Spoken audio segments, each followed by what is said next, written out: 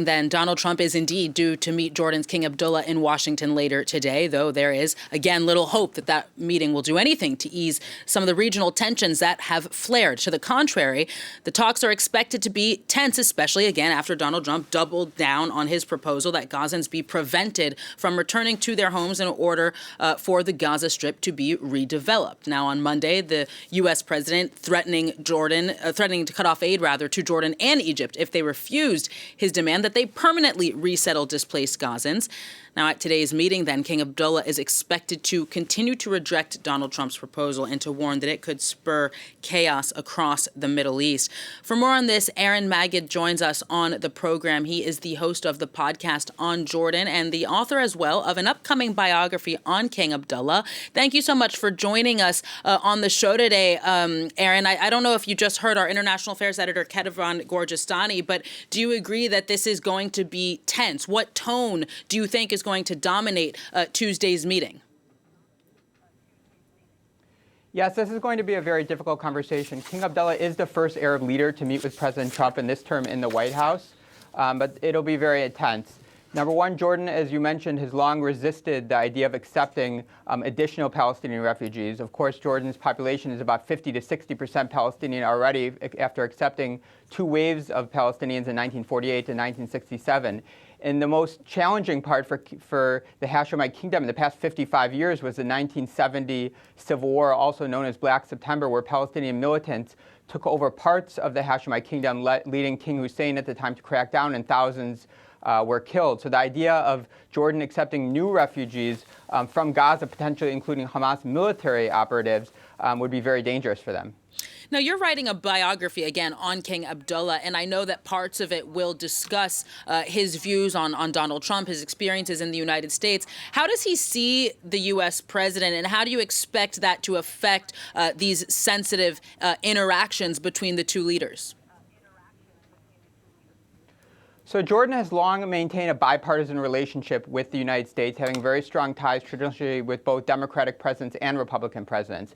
There were certainly some disagreements with President Trump in his first term, including moving the U.S. embassy from Tel Aviv to Jerusalem, cutting aid to UNRWA, along with the Palestinian Authority. But at the end of the day, they were able to maintain strong security ties, including between the CIA and Jordan's intelligence services, and most importantly, from Jordan's perspective, the nearly $1.5 billion of annual aid continued. What we see right now, which is different, is that President Trump is explicitly threatening to cut that aid, in addition to the fact that President Trump has already frozen the aid for 3 months during this worldwide reassessment period. So this is something that's unprecedented in terms of relationship between Jordan and the United States, and it's something that King Abdullah is going to have to deal with very challengingly.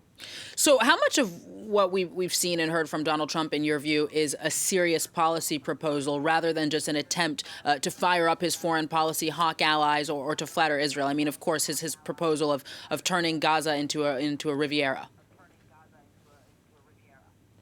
I think President Trump's frustration is he sees many Arab countries refusing to participate in a solution for the conflict, and they just say that what they won't do, they won't accept refugees, or from certain other Arab countries, they won't normalize ties with Israel and participate in the Abraham Accords, which were very important to him. And he wants them to join with some active solutions. So King Abdullah, when he comes to Washington and meets with President Trump, I think the White House is very much looking for some tangible solutions, whether that will mean Jordanian troops to come into Gaza and to help with the security, to help ensure that aid does not end up in Hamas's hands.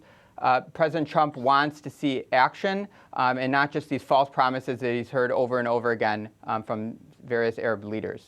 So as you mentioned earlier, Donald Trump then threatening to withhold aid to both Jordan and Egypt if they resettle Gazans. Who has the upper hand here? I mean, does Jordan or Egypt have anything to hold over the White House in the way that Donald Trump is holding aid over their heads? Sure. So Jordan does host thousands of U.S. troops in the kingdom, and presumably if there were a permanent cutoff of aid, it would be unlikely that those U.S. troops would remain in the country. Additionally, Jordan has maintained a peace treaty with Israel since 1994, and if the U.S. decided to fundamentally change its relationship with Jordan, then perhaps Jordan could also change its relationship with Israel, and that's been a priority for Washington. Jordan has also participated in counterterrorism efforts with the United States, including in the campaign against ISIS, and Washington did appreciate Jordan for accepting over 650,000 Syrian refugees. So Jordan has been a very strong partner for the United States, and it's possible if the United States decides that it's no longer interested in this relationship, Jordan could pivot towards the China, Russia, Iran axis, though it would have difficulties being in that camp as well. As a final question for you, Aaron, King Abdullah is in a sensitive domestic situation somewhat as well. There's growing dissatisfaction, or has been dissatisfaction, with his rule. And so a reduction in U.S. aid would certainly make his leadership even more fragile, but so would accepting Donald Trump's proposal. So what do you think the population of Jordan wants to see happen in this meeting? I think overwhelmingly the Jordanian population does not want King Abdullah to accept large numbers of Palestinian refugees from Gaza into the kingdom, because that would be viewed as a betrayal of the Palestinian cause.